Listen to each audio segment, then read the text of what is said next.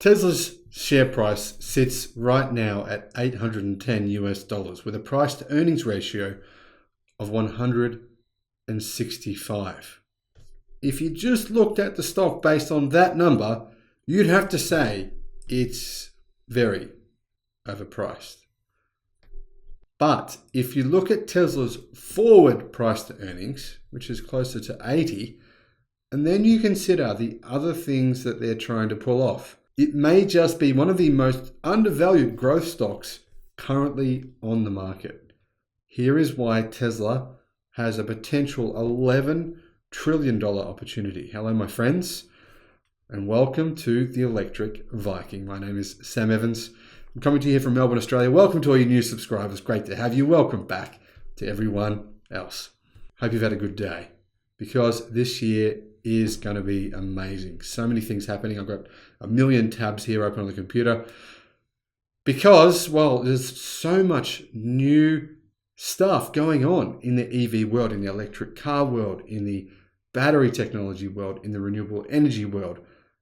Cathie Wood, obviously, well, yeah, her funds haven't been going so well over the last 12 months because they're very heavily based around growth stocks.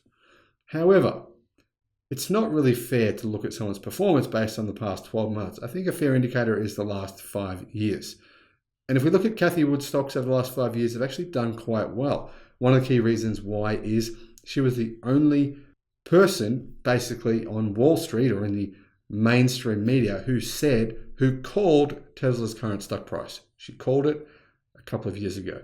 Now, thanks to advanced technologies and new innovations being delivered faster than ever before, think Moore's Law, there's one change that could be here sooner than you think, and that is autonomous vehicles, which I believe will be one of the most important innovations in the history of mankind.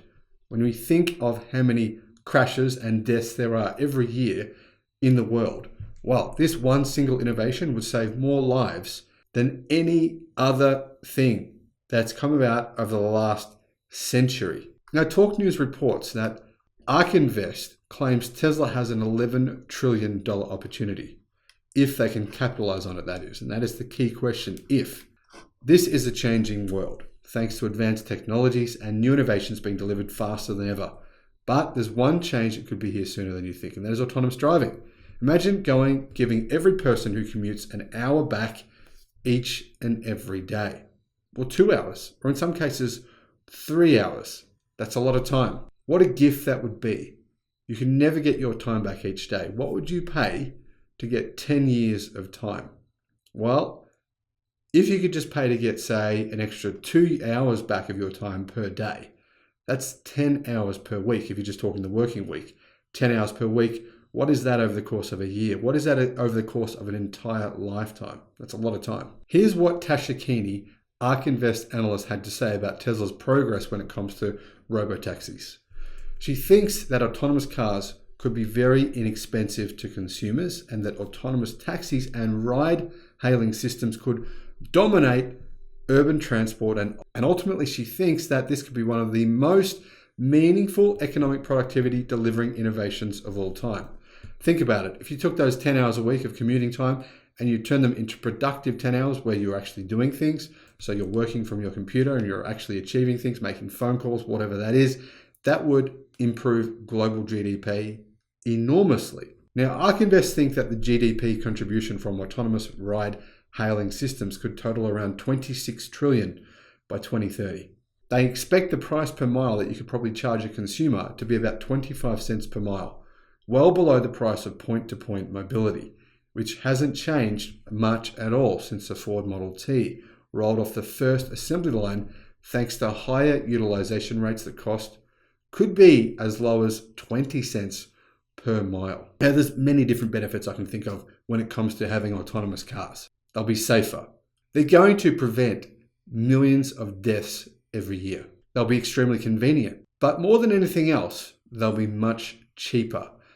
A lot of analysts say that it'll be 1/10 the price, so 10% on average versus actually owning a vehicle. So it's going to be 10 times owner, 10 times more expensive to own a vehicle versus get an autonomous taxi in the future. That's a big difference in price. Now, apparently, car owners and consumers value their time at around 60 cents to $1 per mile on average. I don't know how they came to that number, but it's interesting to hear. Time spent on commuting to work related travel. The low end of that time is spent on errands or personal travel, but today consumers pay about $2 per mile on average for ride hailing in Western markets. That's about the average price of an Uber today. So they're already paying up for this additional convenience of ride hailing. Notably, this is much higher than the marginal cost to drive. The cost of gas, insurance, all the costs that you pay in a day-to-day or an annual basis are way, way, way more than what you would pay with autonomous driving. 25 cents per kilometer means that, well, approximately 1/10 of the current price. Now, this is as opposed to fixed costs, which are also included in the 70 cents per mile estimate. So the marginal cost is about 34 cents per mile. And basically what this means is that much of the demand will come down to two things: convenience and price. One of the big factors that people are not actually considering when it comes to autonomous vehicles is that if you use autonomous vehicles, you're not locked in to the vehicle you bought. So let's say you bought a hatchback, or you bought a sedan, or you bought an SUV, or you bought a pickup truck. Well, you're always locked in to driving that vehicle. But if, on the other hand, you use autonomous vehicles, in the future, the idea would be is that you could have a moving van, you could have a pickup truck, you could have a hatchback, you could have a sporty convertible, you could have any type of vehicle, and it would still be cheaper than actually owning one vehicle. So there's a lot of convenience there. In today's ride hailing, the approximate price apparently globally is $2 to $4 per mile.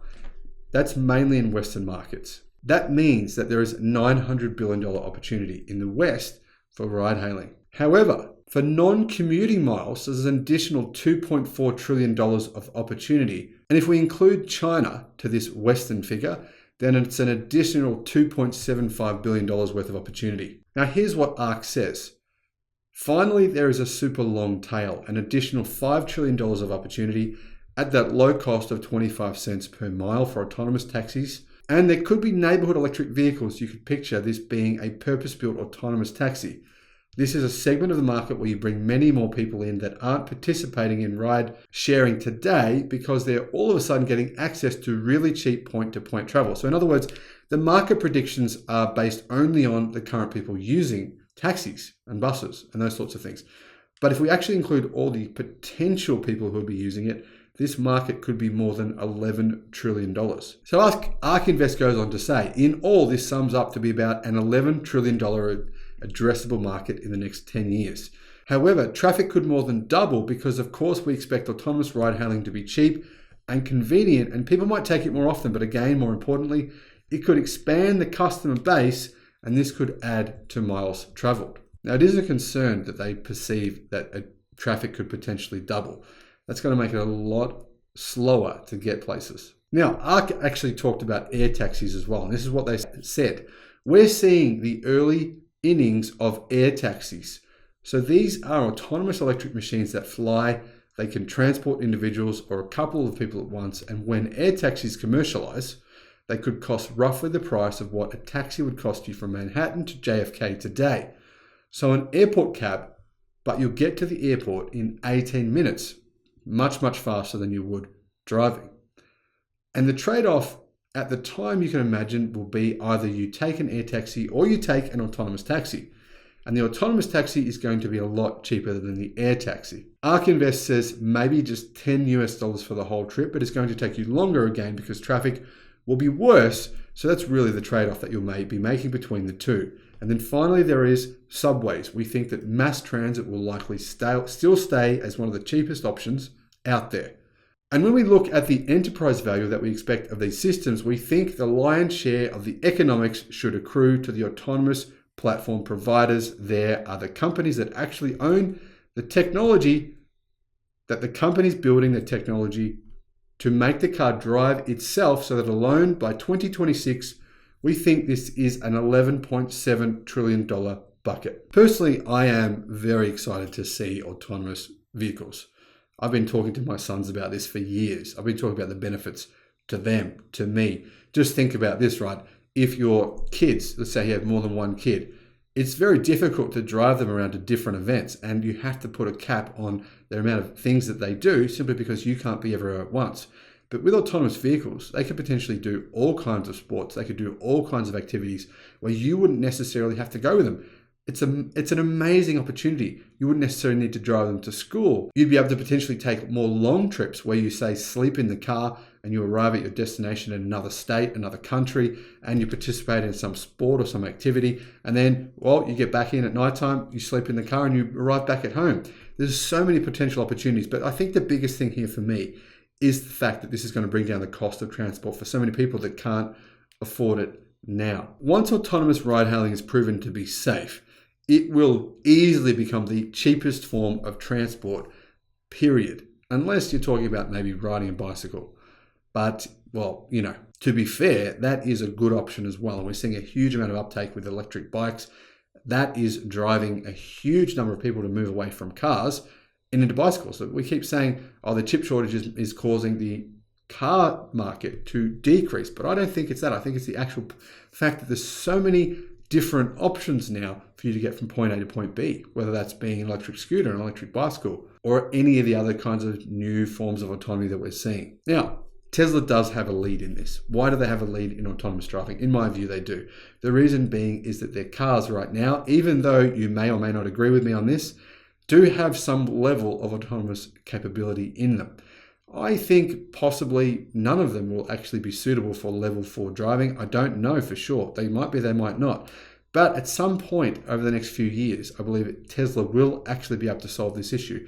And at which point that they do, I still think there'll be hundreds of thousands of vehicles in that particular model of car that has the correct technology that enables ride sharing to actually, autonomous driving to actually work for Tesla.